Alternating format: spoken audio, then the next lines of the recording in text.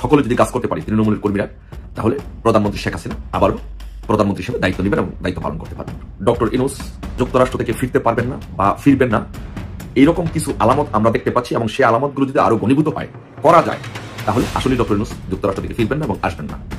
Doctor ইউনূসকে এয়ারপোর্টে আটকাতে হবে, যমুনা বাসভবন ঘেরাও করতে হবে, এয়ারপোর্টকে ভেঙে দিতে হবে, টেটা একাট্টা বল্লম নেয়া ওইখানে যাইতে হবে। আর এবারে আমরা নজর রাখবো বাংলাদেশের দিকে। এবারে হয়তো আশঙ্কাটাই সত্যি হতে চলেছে, যেমনটা আশঙ্কা করেছিলেন বাংলাদেশের প্রাক্তন প্রধানমন্ত্রী, তার আশঙ্কায় হয়তো এবারে সত্যি হতে চলেছে। বাংলাদেশে থাবা বসাচ্ছে আমেরিকা। ডক্টর মোহাম্মদ ইউনূস তিনি আপনার জাতিসংঘে আছেন, বক্তব্য দিবেন, সেখানে কয়েকটা প্রোগ্রাম সেট করা আছে। তো এরই মাঝখানে আওয়ামী লীগ একটা ডকুমেন্টারি পাঠাইছে জাতিসংঘ সহ আরো বিভিন্ন সংস্থার কাছে, আর যেখানে বিএনপি এবং জামাত সম্পর্কে বেশ কিছু বক্তব্য তারা দিয়েছে। অপশক্তি আছে, তারা চায় আবার অপশক্তির ফিলসফিতে সরকার দখল করে রাখতে, যে কাজটি জামাত চায়, ইসলামিক মৌলবাদী গোষ্ঠীগুলো চায়, কারণ তারা গণতান্ত্রিক প্রক্রিয়া বিশ্বাস। আসসালামু আলাইকুম দর্শক, ভিডিওর শুরুতে কয়েকটি ভিডিও ফুটেজের অংশ বিশেষ আপনারা দেখেছেন। ভিডিওগুলো দেখেই বুঝতে পেরেছেন আজকের এই ভিডিওটি কতটুকু গুরুত্বপূর্ণ হতে চলেছে। তাই সবাইকে বলবো না টেনে একটু ধৈর্য ধরে সবগুলো ভিডিও আপনারা দেখবেন। তো চলুন প্রিয় দর্শক, কথা বাড়াবো না, সরাসরি মূল নিউজে চলে যাব। যাবার আগে সবাইকে বলবো যারা এখন পর্যন্ত আমাদের এই চ্যানেলটি সাবস্ক্রাইব করেনি, প্রতিনিয়ত এই ধরনের সকল প্রকার নিত্য নতুন আপডেট নিউজগুলো পেতে আমাদের চ্যানেলটি সাবস্ক্রাইব করে আমাদের সাথে থাকবেন। চলুন একটা লাইক দিয়ে আমরা সবগুলো ভিডিও দেখে আসি। যুক্তরাষ্ট্র থেকে ফিরতে পারবেন না বা ফিরবেন না, এইরকম কিছু আলামত আমরা দেখতে পাচ্ছি এবং সেই আলামতগুলো যদি আরো ঘনীভূত হয় করা যায়, তাহলে আসলে ডক্টর ইউনূস যুক্তরাষ্ট্র থেকে ফিরবেন না এবং আসবেন না।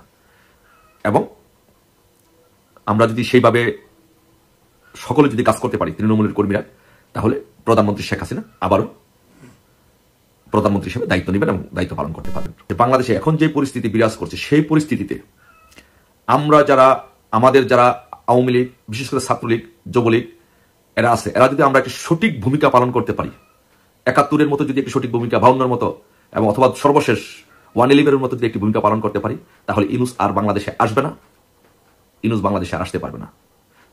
তাহলে সেই কিভাবে আমাদের সেই দায়িত্বটি পালন করতে হবে? আমরা দেখতে পাচ্ছি যে ৫ই আগস্টের আগ পর্যন্ত বাংলাদেশের সবগুলো দল একসাথে ছিল, সাধারণ ছাত্রছাত্রীদেরকে বুঝিয়ে তাদেরকে একসাথে করে রাখা হয়েছে।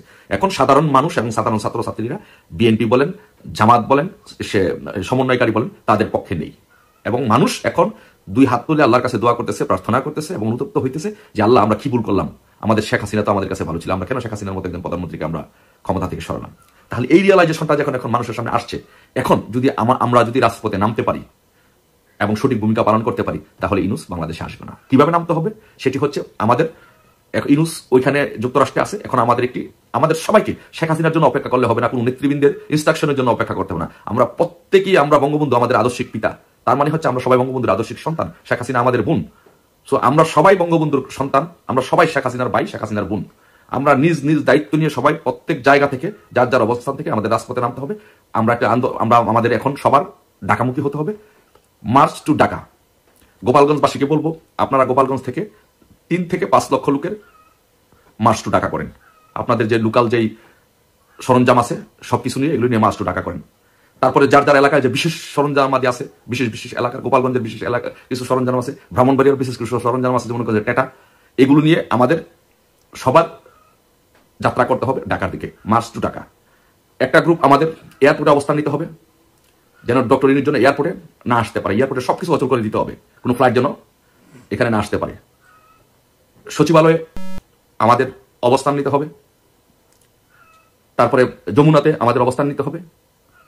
এইভাবে ভাগ ভাগ করে আমাদের মার্চ টু ঢাকা এসে আমাদের সবকিছু দখল করে নিতে হবে। তারপরে আমরা আমাদের শেখ হাসিনাকে বাংলাদেশে নিয়ে আসতে হবে, আমাদের দেশ আমাদের আগের জায়গায় নিয়ে আসতে হবে, আমাদের দেশকে আমাদের রক্ষা করতে হবে, আমাদের এই সরকারকে পুনর্বহাল করতে হবে, নতুবা এই দেশের ভবিষ্যৎ খুবই অন্ধকার। গেল ৫ই আগস্টের আগ পর্যন্ত বাংলাদেশে যে চলমান ঘটনাগুলো ছিল, বাংলাদেশ আওয়ামী লীগ সরকারের হাতে বিভিন্ন কারণে বিএনপি বা তাদের যারা নেতাকর্মী আছেন, জামায়াত ইসলামী বা তাদের নেতাকর্মীরা আছেন, তারা লাঞ্ছিত হয়েছে, নিপীড়িত হয়েছে, অনেক জায়গায় বিভিন্ন ধরনের মামলা হামলার শিকার হয়েছে।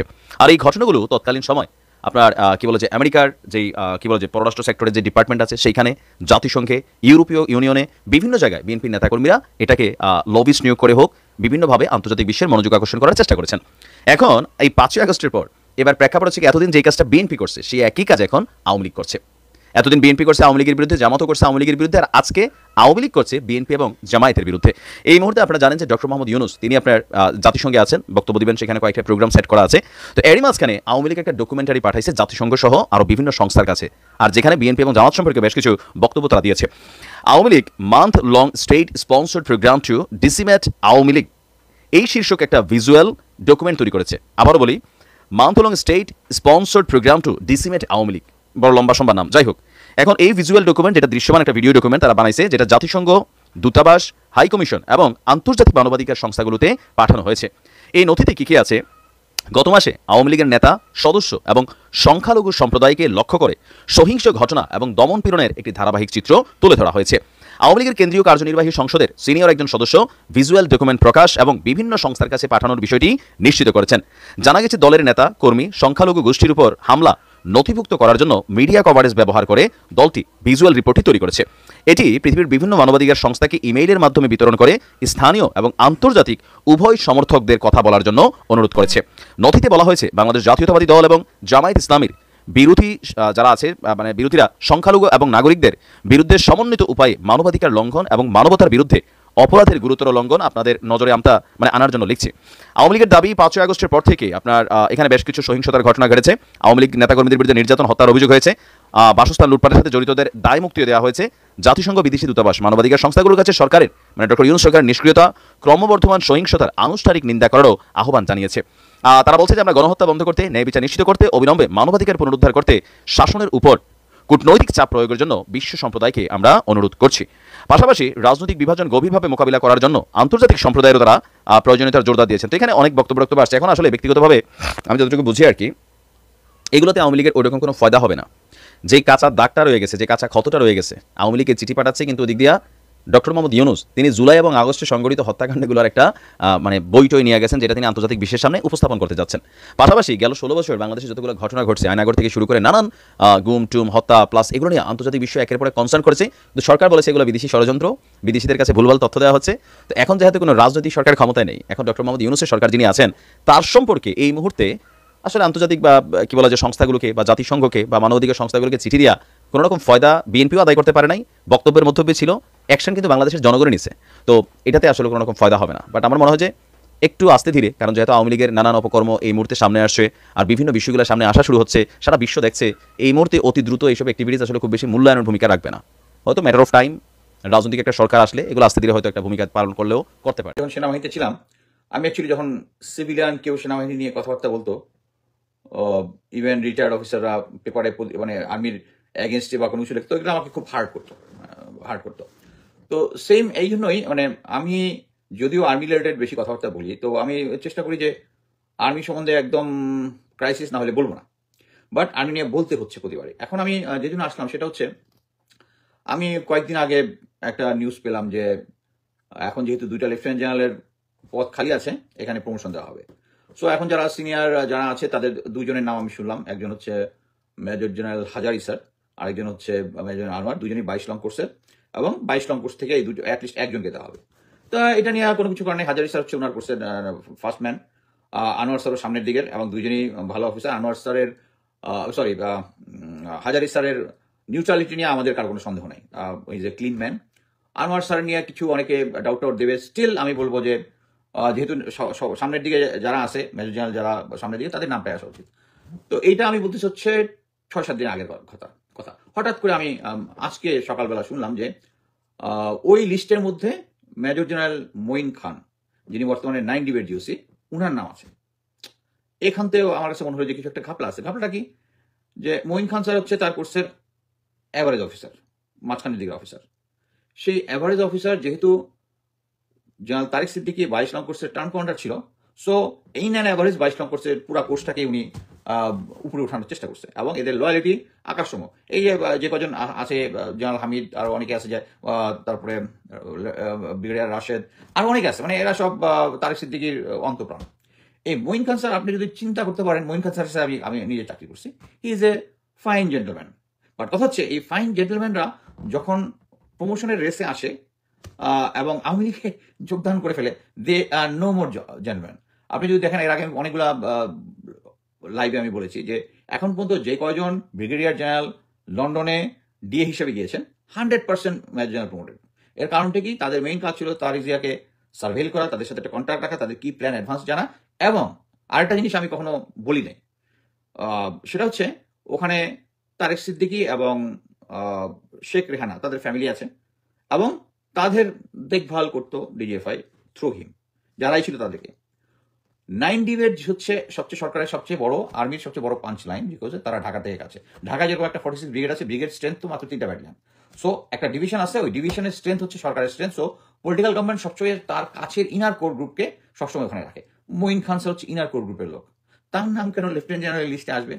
এবং পিছন থেকে যদি লিস্টে আসে তার মানে হচ্ছে দেখবেন লেফটেন্যান্ট জেনারেল হয়ে গেছে।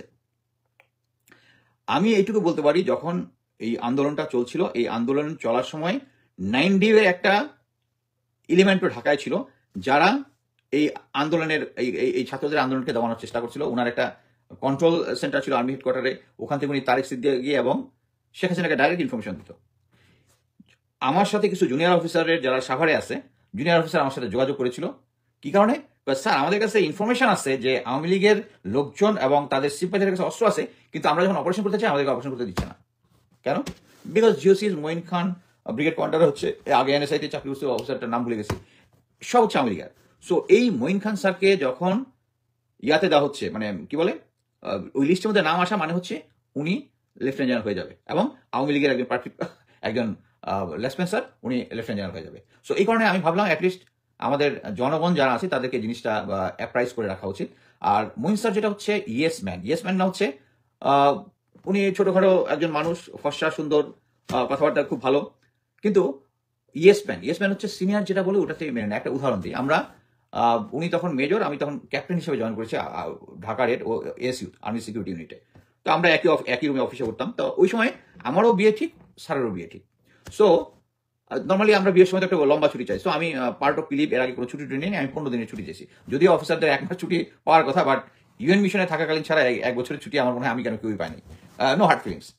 জাস্ট আমাকে সিও যখন বললো এই তোমার 15 দিন কেন ছুটি লাগবে, আমরা স্যার আমি বিয়ে করতে যাচ্ছি স্যার, এটা আমার লাইফের একটা ইম্পর্টেন্ট ইভেন্ট, আমি না এই মঈন খান 7 দিনের ছুটি ইয়ে করতে বিয়ে করেছিল, আমরা স্যার মঈন স্যারের সাথে, কারণ আমি তোমাকে 15 দিন দেবো না। আমি বললাম স্যার আপনি যদি 15 দিন না দেন তাহলে আমার ছুটি, মানে বিয়েটা রাখছি হচ্ছে হলিডেতে, ফ্রাইডেতে। সো আমি স্যার আমি আর ছুটি নিচ্ছি না স্যার, আমি ফ্রাইডেতে বিয়ে করে এরপর দিন কাজ জয়েন করবো। So it was my bargain and finally CO have to approve মাই।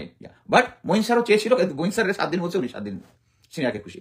তো হয় কি, সিনিয়রকে মানে আমার নিজেরও দেখবো না, দেশেরও দেখবো না, সিনিয়রের কথা বললে সো দেখা যাবে যে দেশ রসাতলে গেল, আমি সিনিয়রের ইয়ে করছি। এই জন্য আমি মনে করি যে মঈন স্যারের সিলেকশনের মধ্যে আসাটা একটা ইঙ্গিত দিচ্ছে যে আসলে মঈন স্যারই লেফটেন্যান্ট জেনারেল হয়ে যাচ্ছে, যেটা হওয়া উচিত নয়। কেন আমি বললাম, আপনারা সবাই জানেন যে রাজুকের চেয়ারম্যান হয়েছিল মেজর জেনারেল সিদ্দিক স্যার হচ্ছে ওই তারেক সিদ্দিকের ম্যান। এটাতে জানার জন্য আপনাকে রকেট সায়েন্টিস্ট হইতে হবে না, কারণ ওই সময়টার মধ্যে উনি দীর্ঘ সময় ছিল হচ্ছে এটা কি বলে ইএনসি, ইঞ্জিনিয়ারিং চিফ, মানে সেনাবাহিনীর যত কাজ, কনস্ট্রাকশন, বিগ প্রজেক্ট সবকিছু তাড়াতে হয়। এবং সেই লোককে বসাইছে, বসানোর পরে ওনার এটা ক্যান্সেল হয়ে গেছে, হয়ে যাওয়ার 3 দিনের মাথায় আবার ওনাকে ওই প্রজ্ঞাপন বাতিল করে উনি আবার ইনস্টেড। তার মানে কি, দেশটা কে চালাচ্ছে রে ভাই? সেই পুরোনো আওয়ামী লীগের লেফটেন্যান্ট স্যার, তাই তো? আপনারা যদি এখন একটা ইয়ার দিকে দেখেন, ওকে, আপনারা সবাই জানেন যে দেশে একটা ন্যাক্কারজনক ঘটনা ঘটছে, সেটা হচ্ছে প্রথমত হচ্ছে 22 টাকার প্রতি পালাই গেছে। ওকে, পালাই যাওয়ার পরে দেখতেছে আরে চতুর্দিকে তো সব আওয়ামী লীগার আছে, আমি কেন পালাইলাম? আমার তো পালানোর দরকার ছিল না। সে বাস ভর্তি করে মুসল্লি নিয়ে আসছে, আর আমাদের গোয়েন্দা সংস্থাগুলো তখন ঘুমাচ্ছিল, ডিবি, এসবি সব ঘুমাচ্ছিল। ওখানে একটা ন্যাক্কারজনক পরিস্থিতি সৃষ্টি করছে। ও কেন গেছে? ও গেছে কারণ চতুর্দিকে আমার লোক আছে, তাই সে দেখতেছে দ্যাট ইজ কনফিডেন্স। এই কনফিডেন্সটা কোথা থেকে আসছে? এখনকার সরকারের মাইটকে মিলিটারিতে এখন পর্যন্ত কয়জনকে জেলে নেওয়া হয়েছে? মেজর জিয়াউল হাসান, নেভিতে সোহেল স্যার, আর কেউ কি আরেকজন নেভির অফিসারের নাম শুনছেন, এই মুহূর্তে মনে করতেছে না। আমার কথা হচ্ছে, আমরা কয়েকদিন আগে দেখলাম যে হামিদ স্যার ডিজিএফআই ছিল, ওনার নাকি চাকরিচ্যুত হয়ে, এটার কিন্তু প্রজ্ঞাপন জারি এখন হয় না, he is still doing office. Major general Hamid এখনো বিএমটিএফ মানে মেশিন টুলস ফ্যাক্টরিতে কাজ করতেছে, আমি যতটুকু সংবাদ পেয়েছি, 2 স্টার লাগিয়ে ঘুরতেছে। এদিকে কিন্তু আমরা খুব খুশি যে ইয়াসার ফোর্স রিটায়ার্ড হয়ে গেছে। আমরা একটা চিঠি দিয়েছিলাম যার মধ্যে 4 জনের নাম ছিল, লেফটেন্যান্ট জেনারেল তাবরেজ শাম সেম জিনিস, তার প্রজ্ঞাপন জারি হয় না, স্টিল হিজ 3টা স্টার লাগিয়ে ঘুরতেছে। লেফটেন্যান্ট জেনারেল সাইফুল ইসলাম 4টা হয়েছে, আরেকটা কার্ডটা মেজর জেনারেল কার্ডটা, মানে টোটাল 4টা ছিল, এই মুহূর্তে মনে করতেছে না। কথা হচ্ছে এটি আমাদের ডাউট হচ্ছে কে দেশটা চালাচ্ছে ভাই, কে দেশটা চালাচ্ছে? এখন এই যে খতিব থেকে শুরু করে সবাই কেন আবার এসে ইনস্টেট হচ্ছে, কারণ দেখতেছে যে সবাই আমাদের লোক। এখন পর্যন্ত আয়নাঘরের কেউ যারা আছে তাদের কি ধরা হয়েছে? তাদের নামে কোনো মামলা হয়েছে? সবচেয়ে একটা ইন্টারেস্টিং খবর শুনেন। ওয়াকার স্যারের কোর্সমেট হচ্ছে জেনারেল আকবর, যে হচ্ছে আপনারা সবাই শুনে থাকবেন জেনারেল এরশাদকে যে চর মারছিল, তারপরে বিচারক সিনহা যে ছিল তার সাথে খারাপ ব্যবহার করছিল। এই লোকটা জেনারেল কোর্সমেট, উনি নর্মালি যেটা হয় একজন জেনারেলের চাকরি অবসরে যাওয়ার পর, উনি তো নর্মাল অবসরে গেছে, অবসরে যাওয়ার পরে উনি অনেক সময় সরকারি বাসায় একটা এক্সটেনশন চায়। এই এক্সটেনশন কখনো 3 মাসের বেশি দেওয়া হয় না, বাট উনাকে 1 বছরের এক্সটেনশন দিয়েছে ওয়াকার স্যার, 1 বছরের এক্সটেনশন দিয়েছে সেই নক্ষত্র বিল্ডিং এ। আচ্ছা, এখন উনি প্রায়শই এখন ওই Azmi sir, brigadier general Azmi sir যে আয়নাঘরে ছিলেন, উনার সাথে প্রায়ই এসে দেখা করেন। মূল কারণটা কি জানেন? সেটা হচ্ছে এই আজমি স্যার যেন উনি যে আয়নাঘরে ছিল এটা মামলা যখন করবে তখন যেন জেনারেল আকবরের নাম না থাকে। ওয়াকার স্যারকে কি কোর্সমেটকে বিচার মানে বাঁচানোর দায়িত্ব ওনাকে দিছে? উনি এখন দেশকে বাঁচাবে, দেশকে না বাঁচায় উনি এখনো কোর্সমেটকে বাঁচানোর ইয়াতে আছে। এখন পর্যন্ত আয়নাঘরের যে কজন আছে কাউকে এখন পর্যন্ত চাকরিচ্যুত উনি করেননি। তাহলে এতে কি বোঝা যায়? এতে আমাদের এই সরকারকে যারা ডিসক্রেডিট দিবে তারা, আপনি চতুর্দিকে দেখেন, আপনি একটা সহজ জিনিস মিলান, যে আমরা দেখলাম যে ঢাকা ইউনিভার্সিটিতে তোফাজ্জল নামে একটা ছেলেকে ভাত খাওয়ানোর পরে পিটিয়ে মেরা ফেলা হলো, তাই না? এই একটা সবাই দেখলাম যে এটা নিয়ে, হ্যাঁ এই ছেলেগুলা কে অ্যারেস্ট করলো, ম্যাক্সিমামই দেখা গেছে একটা ছাড়া সবাই ছাত্রলীগ, তারপরে তাদেরকে কোনো রিমান্ড টিমান্ড কিছু নেয় নাই। কেন? এখানে কি এই জিনিসটা কেন হলো, এটা কি আমাদের কি কোশ্চেন করতে হবে না? এরা কি একটা স্বাভাবিকভাবে এরকম মানে পিটিয়ে মেরে ফেলা হয়েছে, নাকি এর পিছনে কারণ আছে? কারণটা এই জন্য কোশ্চেনটা করতেছি যে আপনারা এখন যদি পার্বত্য চট্টগ্রামের ঘটনাটা দেখেন, ওখানে মামুন নামে একটা ছেলেকে সেম চুরির অপরাধে সেম পিটায় মেরে ফেলছিল পাহাড়িয়া, এবং তাকে হাত পা বাঁধা অবস্থায় পাওয়া গেছে। তারপরে তারা গল্প বানাইছে তাকে নাকি ইলেকট্রিক শক খায়, চুরি করতে যাওয়ার সময় ইলেকট্রিক শক খাইয়া করছে। এখন আপনি যদি ঘটনা দুইটা মিলান, মনে হয় না যে একটা কিছু ইয়ার তো বোধহয় জাহাঙ্গীরনগরে একটা ঘটেছে, রাজশাহীতে একটা ঘটেছে। আপনি যদি সবকিছুটা মিলান তাহলে দেখবেন এটার পিছনে একটা রহস্য থাকতে পারে। যদি রহস্য থাকে এটা বাইর করার দায়িত্ব কার? গোয়েন্দাদের। গোয়েন্দারা যদি এখন ওই অ্যারেস্ট করে নিয়ে আসা 164 সাইন করায় শেষ, দায়িত্ব শেষ। কিন্তু তার মানে কি? এরা কাজই করতেছে না। আপনাকে আরেকটা জিনিস বলি, প্রথমে আমি যে এই জিনিসটা হয়তো সবচেয়ে গুরুত্বপূর্ণ জিনিস, এই জিনিসটা আমি যখন শুনছি, শোনার পরে আমাকে বলছে তুমি এটা পাবলিক করতে পারবো না। আমি বললাম স্যার আমি I have lot of sources, আমি যখন 2nd বা 3rd ইয়ার মধ্যে কনফার্ম করতে পারবো I will go public. At present এই আমাদের প্রেসিডেন্ট যে চুপ্পু আছে, এই চুপ্পু আমরা সবাই জানি, যারা মুজিব বাহিনীতে ছিল এদেরকে র ট্রেনিং করছে। He is the main man in army in Bangladesh, রয়ের। এর আগে একটা সবচেয়ে বড় সাকসেস ছিল সিআইএ একজন মেক্সিকোতে একজন এজেন্টকে, পলিটিক্যাল ফিগারকে সবসময় প্যাম্পারিং করতো, দেখা গেছে সে গিয়ে প্রেসিডেন্ট হয়ে গেছে মেক্সিকোর। সেই লোক মারা যাওয়ার অনেক পরে আবিষ্কার হয়েছে যে he was actually CIA spy. But আমাদের চুপ্পু তো আমরা জাইনেশিরাই তাকে বসাইছি। তারপরে নেক্সট কে ছিল? লেফটেন্যান্ট জেনারেল মুজিব কি করছে? ওই যে 250 ভারতীয় এজেন্ট যারা এখানে ছিল তাদেরকে ক্যান্টনমেন্টের ভিতরে রাখার ব্যবস্থা করছে। এই ওয়াকার স্যার সবকিছু জানে। তারপরে ভারতীয় একটা প্লেন এসে নিয়ে গেছে, তাদের এজেন্টদেরকে বাঁচাই দিছে। এবং এখন শোনা যাচ্ছে যে মুজিব পালায় আছে, দেশে আছে। কোথায় আছে জানেন? সবাই সন্দেহ করতেছে তারা ইন্ডিয়ান এম্বাসির ভিতরে আছে, কারণ ওদের তার সবচেয়ে বড় অ্যাসেট। সো এখন আপনি হিসাব যদি মিলান, এবং এরপরে আমি আবার একটা বলি, কয়েকদিন আগে আমি দেখলাম 26 লং কোর্সের হাফিজ, লম্বা করে আর কি, সে বলতেছে আমি বোধহয় অ্যারেস্টেড হচ্ছি। এই সময় তার অ্যারেস্ট হওয়ার কথা না। আমি ওর নিচে লিখছি তুমি পলিটিক্যাল কারণে অ্যারেস্ট হচ্ছে। সে পলিটিক্যাল কারণে অ্যারেস্ট হচ্ছে না, বিকজ হিজ ইন্ডিয়ান কানেকশন। এইটার পরে গোয়েন্দা সংস্থাগুলা কারা রিলেটেড উইথ ইন্ডিয়ান গোয়েন্দা সংস্থা যারা আছে, আমি নিজের ইয়াতে যেগুলো পরিচিত সবার নাম আমি বলছি, বাট একটা ডিটেলস ইনভেস্টিগেশন দরকার। এই ইনভেস্টিগেশনটা করতেছে আমি বিশ্বাস করি যে এই চুপ্পুর সাথে মিলায় যারা একটা স্পাইরিং আছে। কিন্তু আমরা মানে দেশ ভাগ হওয়ার আগে আমরা ছিলাম এই ব্রিটিশ ইন্ডিয়াতে, আমরা ছিলাম MI6 MI5 এর অংশ। দেশ ভাগ হয়ে গেল, ISIও তাদেরকে ফ্লারিশ করলো, রস ফ্লারিশ করলো, একমাত্র আমরা বাংলাদেশ এখানে বসে বসে একবার ISI এর পাচারি, একবার রয়ের পাচারি। আমাদের নিজেদের ইন্টেলিজেন্স বুঝতে কোনো কিছু নয়। আমাদের গোয়েন্দা সংস্থা যারা বসে আছে তারা বসে বসে আঙ্গুল চুষতেছে। সত্যি অবাক হবেন আমি গোয়েন্দা সংস্থার লোকজন মানে probably I am too tough for them, আমাকে অ্যাপ্রোচ করে নাই। বাট অ্যাটলিস্ট নিউ ইয়র্কে আসছে, পলিটিক্যাল সিচুয়েশন নিয়ে কথা বলে, আর্মি নিয়ে কথা বলে, সিভিল মিলিটারি, এরকম বেশ কয়েকজনের কাছে DJFI থেকে অ্যাপ্রোচ করছে যে আর্মি সম্বন্ধে ভালো বইলা করার জন্য। আরে ভাই, আর্মি ভালো কাজ করলে এটা আমরা সবাই দেখবো, কাউকে প্যাম্পারিং করতে হবে না। বাংলাদেশের সবচেয়ে বড় সমস্যা হচ্ছে স্বজনপ্রীতি। ভাই এত স্বজনপ্রীতি করলে দেশের সাথে যখন দেশের কোশ্চেন আসবে, নো স্বজনপ্রীতি। আমি আর আগে লাইভে বলছি, আমার সাথে major general Hamid sir contact করার চেষ্টা করছিল, ভাই আমাকে লিখছে, ভাই তোমার সাথে তো আমার এত ভালো খাতির, তোমার আমি কোনোদিন কোনো ক্ষতি করছি, তোমার সাথে আমি কোনো করছি, তো তোমার কোনো ক্ষতি করছি, তোমার ফ্যামিলির কোনো ক্ষতি করছি, we are so good friend together, একসাথে কত সময় কাটাইছি। আমাকে কারেক্ট স্যার, আপনার সাথে আমার কোনো শত্রুতা নেই, বাট আপনি আমার দেশের সাথে শত্রুতা করছেন, so you are no more my friend. Simple. দেশটা সবার আগে আসবে। কিন্তু আমাদের গোয়েন্দা সংস্থাগুলোকে এই যে ইনভেস্টিগেটগুলো করতেছে, এই যে স্পাইরিংগুলো আমাদের দেশের ভিতরে আছে, I don't know what they are doing. যদি করতো তাহলে আমরা এই খতিবের সিচুয়েশন দেখতাম না, আমরা এই হিল ট্রাক্সের এই সিচুয়েশনটা দেখতাম না। আমি শুধু এখন এমন একটা সিচুয়েশনে দেখতেছি যে ফিউচারে হয়তো দেখা যাবে জেনারেল আমাদের উপদেষ্টা মাননীয় ডক্টর ইউনূসের সরকারকে ডিসক্রেডিট দেওয়ার জন্য যত ধরনের কাজ আছে সবকিছু করবে। আপনি একটা জিনিস দেখেন, অলরেডি আমাদের চিটাগাং হিল ট্রাক্সে এই গত 15-16 বছর ধরে কিছু হয় না, হঠাৎ করে শুরু হয়েছে। কেন হয়েছে? এখানে ভারতীয় ইন্ধন আছে, ভারতীয় ইন্ধন আছে। আমাদের একজন রাষ্ট্রীয় সচিব বা উপদেষ্টা কেউ একজন এই কথাটা বলেছে যে ভারতীয় ইন্ধন আছে, এবং এই সমস্ত ক্ষেত্রে আমাদেরকে স্ট্রং স্ট্যান্ড নিতে হবে, আমাদের গোয়েন্দা সংস্থাগুলোকে সিরিয়াসলি। এবং এই ইনভেস্টিগেশনগুলো ইজ নট ইজি, একটার সাথে একটা লিঙ্কিং করা ইজ নট দ্যাট টাফ। যখন এখন যদি জিজ্ঞেস করি, তোফাজ্জলকে জিজ্ঞেস করি, আচ্ছা তোফাজ্জলের ফ্যামিলি, তোফাজ্জল কিভাবে ক্যান্টনমেন্ট আসলো, বা ঢাকা ইউনিভার্সিটি আসলো, কি আসলো, কার সাথে আসলো, কেমনি আসলো, সিসি ক্যামেরাতে দোষী কারা আমরা সবাই দেখছি। সেম জিনিস উইথ ওই যে মামুনকে হিল ট্রাক্সে পিটায় মারছে, কারা ছিল এর সাথে ইনভলভ ছিল। প্রিয় দর্শক শ্রোতা, যে ভিডিওগুলো নিয়ে আজকে আপনাদের সম্মুখে হাজির হয়েছিলাম, সেই ভিডিওগুলো কিন্তু ইতিমধ্যেই আপনারা দেখে ফেলেছেন এবং সকলের কথাগুলো শুনে ফেলেছেন। তো অবশ্যই এবার আপনাদের মূল্যবান মতামত জানানোর পালা। আপনাদের কি মনে হয়, কি জানলেন বুঝলেন এই ভিডিও থেকে, সেটা অবশ্যই এখন আপনারা এই ভিডিওর কমেন্ট বক্সে আপনাদের মূল্যবান মতামত জানিয়ে দিন। আর হ্যাঁ, সবাইকে বলবো আমাদের এই চ্যানেল কিন্তু প্রতিনিয়ত এই ধরনের সকল প্রকার নিত্য নতুন আপডেটগুলো আমরা সবসময় দেওয়ার চেষ্টা করি। তো অবশ্যই আপনাদেরকে বলবো, যারা এখনও পর্যন্ত আমাদের এই চ্যানেলটি সাবস্ক্রাইব করেনি, প্রতিনিয়ত এই ধরনের সকল প্রকার নিত্য নতুন আপডেট নিউজগুলো পেতে আমাদের এই চ্যানেলটি সাবস্ক্রাইব করে আমাদের সাথে থাকবেন। আর ইতিমধ্যেই যারা সাবস্ক্রাইব করে দিয়েছেন তাদেরকে অসংখ্য ধন্যবাদ জানিয়ে ভিডিওটি এখানে শেষ করছি। সে পর্যন্ত সকলে ভালো থাকবেন, সুস্থ থাকবেন। আবারও দেখা হবে, কথা হবে নতুন কোনো টপিকে, নতুন কোনো ভিডিও নিয়ে। আল্লাহ হাফেজ।